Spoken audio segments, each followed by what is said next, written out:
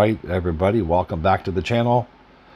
This is another news coming out of Ford here today, and the U.S. regulators on a recall that Ford is being penalizing.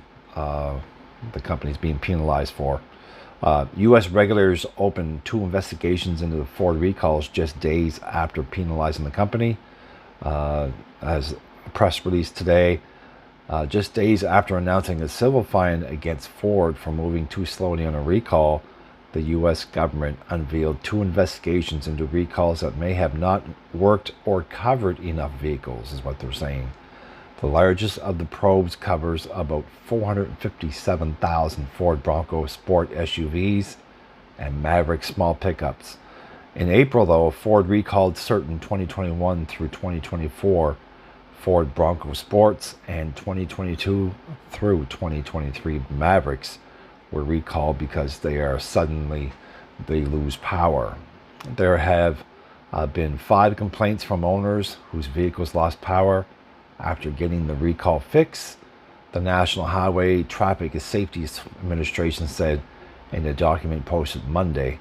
The agency will investigate whether the recall was effective.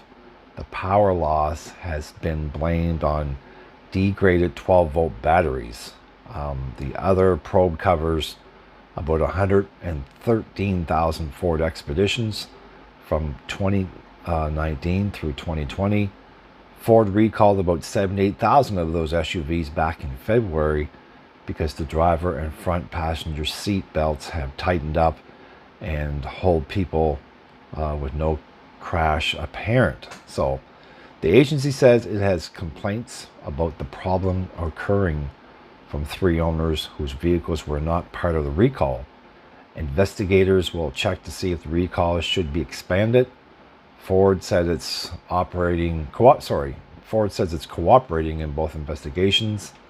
On Thursday, the NHTSA announced that Ford Motor Company will pay a penalty of up to $165 million for moving too slowly on a recall and failing to give the agency accurate recall information. The agency said the civil penalty is the second largest in its 54-year history. Only the fine Takeda paid for faulty airbag inflators was higher. The NHTSA said Ford was too slow to recall vehicles with faulty rear-view cameras, and it failed to give the agency completed information, which is required by the Federal Motor Vehicle Safety Act. Now, getting back to the Ford Expeditions and the recall of the 78,000 of the SUVs back in February, what they're saying here is, I'll just go over some of the recall. So the 2018 to 2020 Ford Expeditions, affected vehicles are equipped with a driver and front passenger seatbelt retractor and were built between October 1st, 2018 and June 30th, 2019 for those infected vehicles. They're also saying that 57,031 2019 model year Ford Expeditions were affected, and 23 of 2020 model year Ford Expeditions were also affected.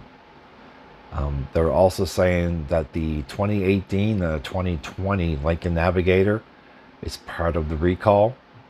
And again, they're saying 16,996 of the 2019 model year Lincoln Navigator vehicles were affected, and 14 of those were built in 2020 model year for the Lincoln Navigator. Now, what they're saying here is this driver seatbelt retractor pre-tensioner assembly has to be fixed, and the front passenger seatbelt retractor pre-tensioner as well. What they're saying also here is the remedy of how they're going to fix this. Owners will be notified by mail, instructed to take their vehicle to a Ford or Lincoln dealer to have the production date codes inspected on both front and seat retractors. Dealers will replace any retractors that are within the suspect production date range. Additionally, dealers will inspect for the presence of heating, ventilation, and air conditioning, drain tube, elbow, and install it not if it's not present. So there could be a little bit of an issue there that wasn't installed at the factory. There will be no charge for the service, of course. Ford provided the general reimbursement plan for the cost of remedies paid for by vehicle owners prior to notification of a safety recall back in May of 2023. The ending date of the reimbursement eligibility is estimated to be March 31st of 2025. So Ford will forward a copy of the notification letters to dealers and the agency when available. So yeah, if you have one of these vehicles, you should be receiving your letter in the mail pretty soon. And again, if you have any questions or concerns, I would just call the dealer where you bought your vehicle, or visit a Ford Lincoln store nearest you and ask, just to get a rundown of what's affected here. So that's the video, folks. Thank you for listening to me today.